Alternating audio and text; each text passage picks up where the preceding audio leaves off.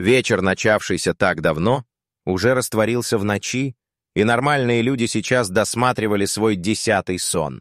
Ну так это там, за окнами. А в роддоме ни дня не бывает, ни ночи. Акушеры это хорошо знают, да и роженицы тоже.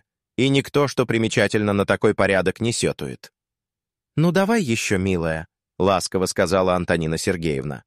Молодая женщина выдохнула сквозь стиснутые зубы. Рыжеватые пряди прилипли к вспотевшему лбу.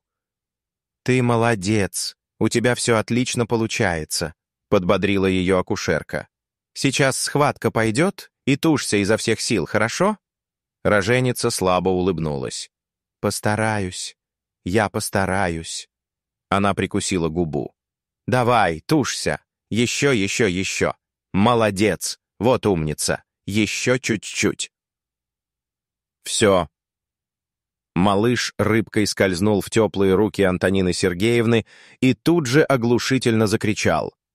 «Ох ты ж громкий какой мальчик!» — заулыбалась женщина, и как 1000 раз до этого подумала о том, что каждый ребеночек, которого она приняла, а за 40 лет их было немало, становится немножечко родным. Будто сама только что рожала его вместе с матерью. «Ох, какой горластый! Богатырь у нас нынче на свет появился, да? А ну-ка посмотрим». Она посмотрела в крошечное личико и вдруг побелела и качнулась, едва не упав. «Танечка», — подозвала она молоденькую медсестру, — «ребенка возьми, мне что-то поплохело». Девушка быстро забрала у нее кричащего малыша и уложила его на живот матери. Рыжеволосая женщина счастливо вздохнула и положила обе руки на детскую спинку. Мальчик был таким маленьким, что матери почти удалось спрятать его под ладонями. «Привет, мой маленький», — прошептала она. «Марк, солнышко мое, здравствуй». Антонина Сергеевна быстрым шагом пересекла этаж родильного отделения, свернула к лестнице и только там, прижавшись к перилам лбом, разрыдалась. «Тоня! Тоня, ты чего?» Кто-то тряс ее за плечи, снова и снова звал по имени, но кто это был, она так и не разобрала. Да и не стремилась. Слезы, те самые, что подавлялись, прятались все 5 лет, хлынули наружу, и сдержать этот поток было нечем. И, наверное, незачем. Все те же руки кое-как помогли ей подняться со ступенек, а потом подталкивали, заставляя идти по коридору. «Это тебя с устатку так кроет, Антонина», — слышался словно бы издалека женский голос. «Ничего, сейчас у меня. Посидишь, отдышишься, примешь 5 капель и домой отсыпаться. Я тебя провожу. Не бережешь ты себя, а зря. Нельзя так пахать, чай не лошадь». Хлопнула какая-то дверь, а потом в глаза ударил яркий свет. Неугомонные руки подтолкнули вперед, и Антонина рухнула в мягкое кресло. «Вот так посиди, Тоня. Сейчас мы с тобой. Отдохни. Чего стряслось-то?» Только сейчас акушерка поняла, что сидит в кабинете заведующей, а сама она стоит напротив, смотрит испуганным, чутким взглядом, задает вопросы. А как на них отвечать? «Это же Васька», — без объяснений сказала Антонина Сергеевна. «Васька мой родился». И, увидев, что заведующая ее не понимает, все-таки начала рассказывать. «Ну не может такого быть, Антонина». Заведующая достала из тумбочки початую бутылку коньяка, щедро плеснула его в рюмку и придвинула к акушерке. «Давай-ка залпом, как лекарство. Все равно смена уже закончилась, так что, даже если даст в голову, нам не страшно. Ляжешь здесь на диван и спи хоть до утра. Ключи я оставлю». Она старалась говорить побольше, на любые темы, лишь бы рыдающая акушерка успокоилась. Но Антонина только упрямо мотала головой и все яростнее терзала в руках носовой платок, то затягивая на нем узлы, то развязывая их. Снова «Пей!» — прикрикнула заведующая. Сама взяла рюмку и поднесла ее к губам Антонины. «Ну, открывай рот! Глотай!» Акушерка с трудом сделала большой глоток и тут же зажмурилась. «Водой запей!» И тут же в руки ей сунули большую керамическую кружку. «Запивай!» Антонина послушно отпила. Дышать стало легче. Заведующая посмотрела на нее с сомнением. Акушерка и Антонина Сергеевна была просто отличной, тут и говорить не о чем. Сейчас таких уже нет. Не делают таких больше, это точно. Но вот возраст ведь уже такой, что... Другие, правда, бывает и дольше работают. Но так и запас прочности, он у каждого свой. В отпуск ее, что ли, отправить? «Может, отдохнешь? Недельки 2?» — озвучила заведующая только что пришедшую в голову мысль. «Заработалась ты вон уже. А от усталости, Тоня, чего не примерещится. Это я тебе как специалист говорю. Не отдыхаешь ведь совсем, каждый день на работе, смена не смена. Вот и...» «Думаешь, я совсем с глузду съехала?» — подняла глаза Антонина. «От старости ли, от усталости ли? Я же тебе говорю, не мерещится мне». «Да что ты думаешь, мать да свое дитя, чтоб не узнала? Брось, Софья, не бывает такого». «Какая мать, Тоня?» — почти закричала заведующая. «Какое дитя? Его мать в палате лежит, от родов отходит. Ты же сама пацана и приняла. Тоня, опомнись, ты, ей-богу, сама не знаешь, что мелешь». «Это Васюткин сын», — твердо сказала акушерка. «Внучок у меня народился, Соня. Я ж не дура. Ваську с другим спутать. А этот мальчонка с Васькой одно лицо». «А Васька-то твой где?» — осторожно спросила заведующая. Она знала историю акушерки. Единственный сын Тони, Василий, лет 5, как уехал в город, и больше его никто не видел. Антонина поначалу и полицию подключала, хотела хоть тело сына получить, похоронить по-человечески. Но ни самого Васьки, ни его тело так никто и не нашел. Спустя положенный срок Василия признали умершим, выдали матери какую-то справку, и Тоня чуть с ума не сошла от этой бумажки. Никого, кроме сына, у нее не было. Ни мужа, ни котенка, ни собачки. Все жизнь, работа и сын. Ничего больше. А теперь полжизни взяло и отвалилось. Тогда ее всем миром вытаскивали.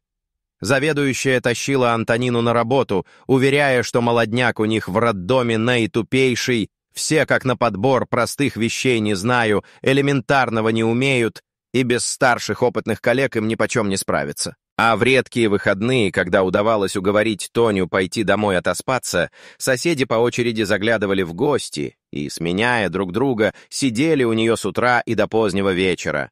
Разговорами развлекали, по дому помогали, где нужно. Казалось, вытащили. А вот на тебе, сбрендила, похоже, Антонина наша Сергеевна. Беда. Ты Ваську-то самого давно видела. Не хочется тебе напоминать о плохом, Тонь. Но... Официально признан умершим, отчеканила акушерка. Помню, и напоминать не надо. Так, это ты помнишь. Тогда откуда же сын у него? Акушерка безмятежно улыбнулась и пожала плечами. Но ведь и мертвым ведь никто Ваську не видел, правда? Рыжеволосая женщина спала. Сынишка ей достался спокойный, не шумный совсем. Пусть радуется. Другие ребятишки такие концерты устраивают. Мамам вздохнуть некогда. А этот тихий. Повезло. Молодая женщина, словно почувствовав, что на нее смотрят, проснулась. Дрогнули веки, а потом большие серые глаза распахнулись во всю ширь. «Здравствуйте. Тебя как зовут?» «Алиса. А его?» — она показала на сына. «Марк». «Марк, значит», — кивнула заведующая. «А меня — Софья Константиновна». «Ну что ж, Алисонька, роды прошли хорошо, восстанавливаешься ты очень быстро. Скоро уже и на выписку. Муж тебя заберет?» Женщина внимательно посмотрела на заведующую, потом опустила глаза. «Нет, не муж. Я вообще не замужем. Но папа-то у ребеночка имеется». «Все равно», — сказала Софья, внутренне морщась от собственной бестактности. Будь ее воля, никогда бы в душу лезть не стала, но Тоня как с ума сошла. Твердит, что крохотулька Марк — сын ее Василия. И точка. И тут уж хочешь, не хочешь, а выход только один — предъявить ей настоящего папашу-младенца, а то ведь в психиатрическую баба попадет. Жалко. «Имеется, конечно», — нехотя ответила Алиса. «Только вы меня про него не спрашивайте. Не знаю я, кто он». «Это как же так?» — удивилась заведующая. Женщин она на своем веку повидала много, и были среди них самые разные. И тихие домохозяйки, и верные жены, и хваткие бизнес-леди, давно не верящие в любовь и матери-одиночки, ставшие таковыми по великой любви, которая закончилась великим же разочарованием. Ну и гулящих. А как же без них, Она тоже перевидала немало, и отличать их умела безошибочно. Так вот, Алиса совершенно точно была не из таких. «Глупо получилось», — призналась новоиспеченная мать. «Я в тот раз сессию сдала, хорошо так, на одни пятерки. Решили отметить с друзьями, нас там целая компания была. Ну и хватанули лишнего. Все, конечно, да отмечались. Я напилась сильно, заснула. Утром уехала домой, а через 2 недели. Все по стандарту, в общем. Задержка, тест, 2 полоски. Аборт делать не стала, боюсь я этих дел. Да и малого жалко, он-то тут ни при чем вообще. И куда же ты теперь с ребенком? Не знаю. Подамся пока домой к родителям, а там видно будет. Может, на работу устроюсь хоть на неполный день или посменно. Деньги-то нужны. Понятно, вздохнула Софья Константиновна. Ну что же, Алисонька, ты не отчаивайся. Всякое бывает в жизни. Даст Бог, и ты выплывешь. Маркуша твой подрастет, тебе подмогой станет. А ты и работу найдешь, и деньги зарабатывать научишься. И замуж еще выйдешь. Ну, пойду я. Отдыхай, девочка. А то потом некогда будет. Колики, зубки. Из палаты Алисы она выходила, чувствуя себя нахальным воришкой, только что укравшим чужую тайну. «Ну что я тебе говорила, Тоня?» — сказала Софья Константиновна. После работы она пошла домой не сразу, хоть день и выдался сумасшедшим. Но, проходя мимо дома Антонины, заметила свет в окнах и решилась. Открыли ей сразу, и заведующая поняла, что правильно сделала, что зашла. Вот не спит же. Антонина мучается, наверное, думает все о сыне. Я все разузнала. Алиска, это мама ребенка, все мне выложила как на духу. Говорит, отца ребенка она не знает, гульнула по поводу закрытия сессии, там их много было. Легла спать, проснулась беременной. Так что... «Врет», — сухо заметила Антонина. «Врет», — согласилась заведующая. «Сама вижу, что брешет, а как правду узнать? Но, Тоня, ну не может этого быть. Васька твой, я знаю, это больно. Но ведь он жив. Вот я знаю это точно, теперь знаю. И не уговаривай меня, чай-то будешь...» «Да я на работе выпила», — отмахнулась Софья. Ей хотелось плакать. Антонина, лучшая акушерка, почти что подруга. Невыносимо было видеть, как она теряет рассудок и не хочет ничего слушать. «Ладно», — решительно сказала она. «Алису с детем выписываем. Послезавтра. Мы за ней проследим.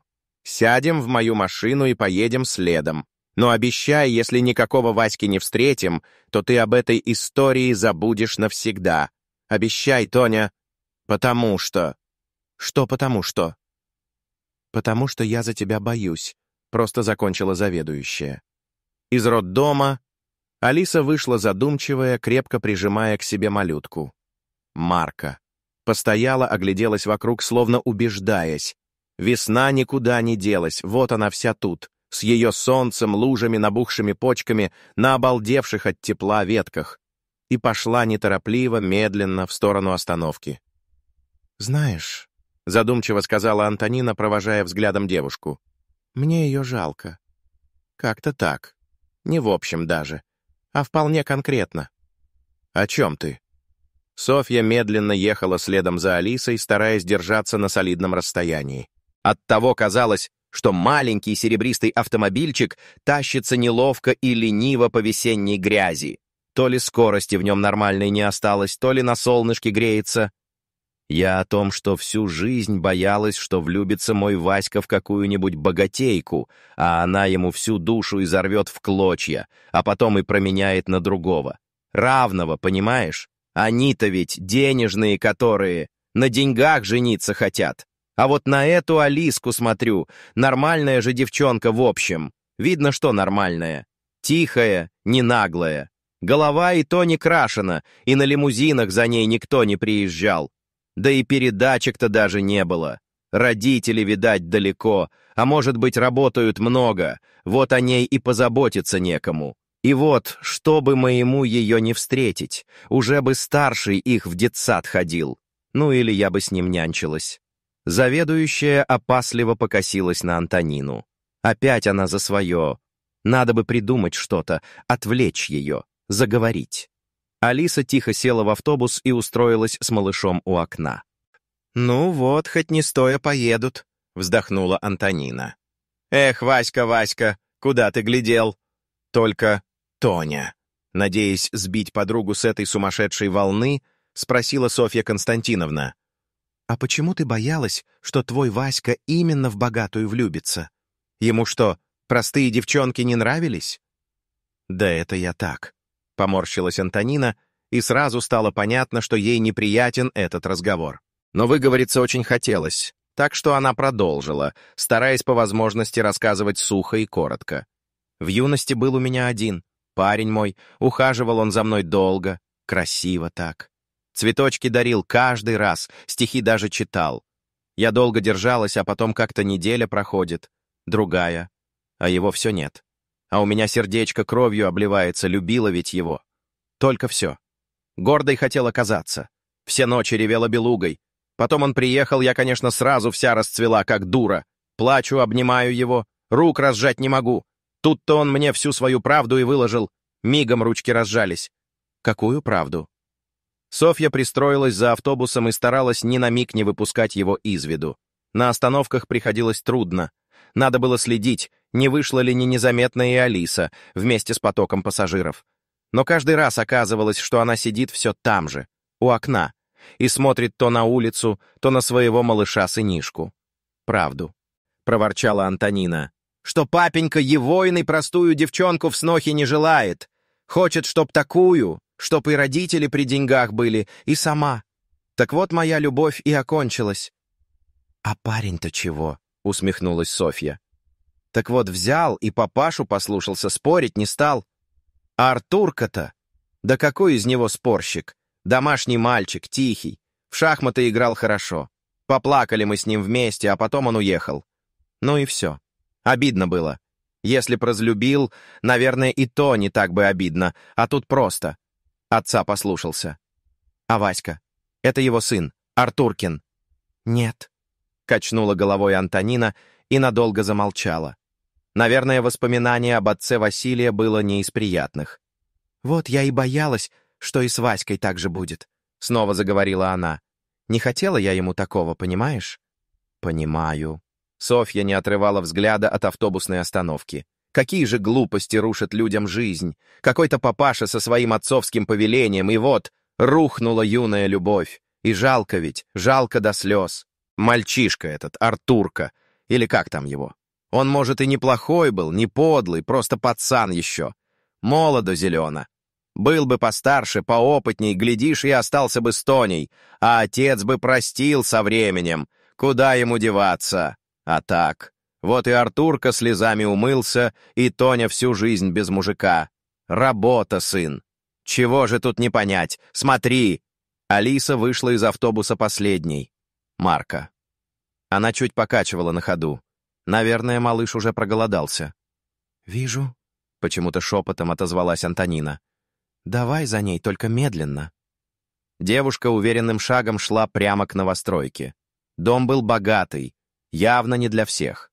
Это был дом-статус, из тех, квартиры в которых стоят целое состояние, потому что они не для жизни, а для демонстрации. Носы людям победнее утирать, с внезапной злостью подумала акушерка. «Это вот здесь ее родители живут», — присвистнула Софья Константиновна.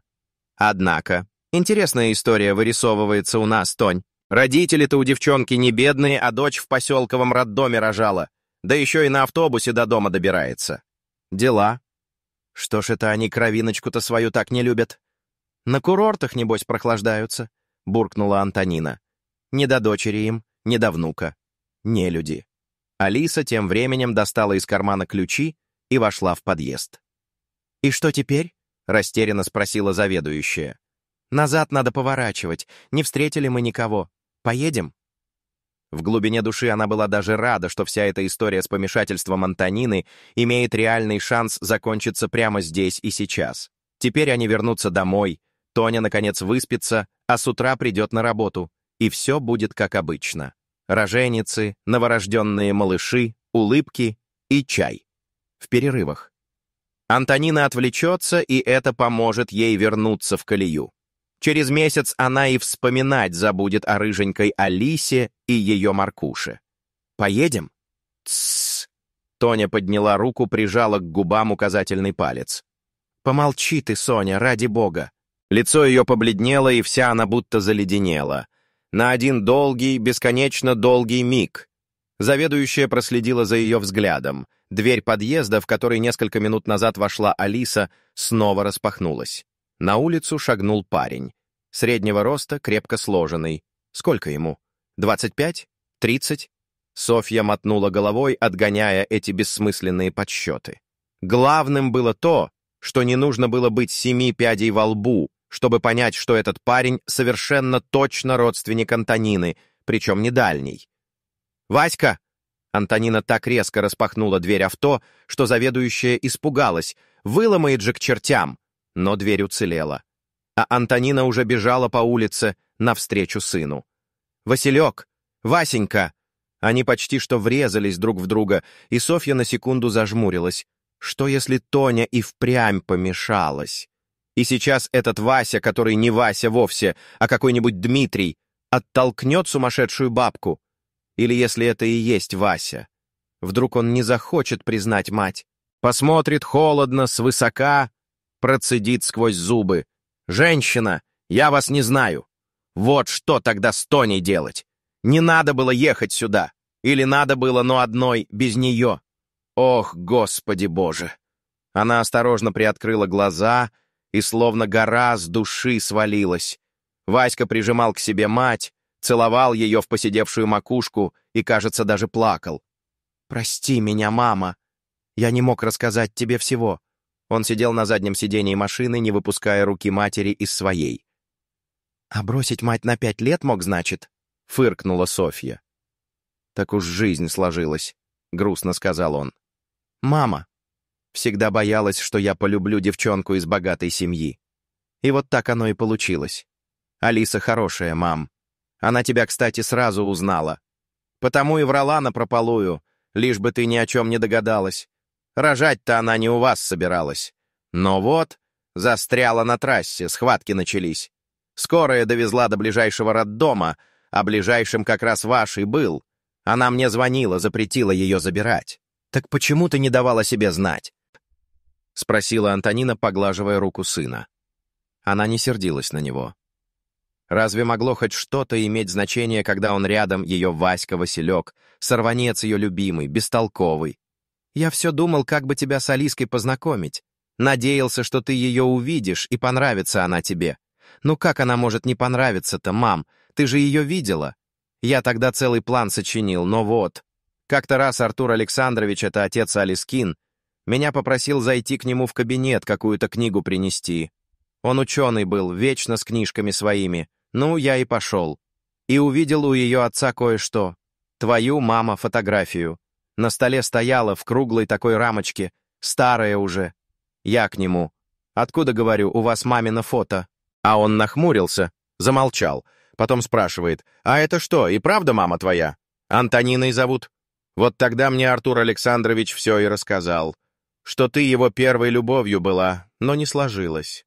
Отец ему запретил с тобой встречаться, и расстались, и как ты плакала.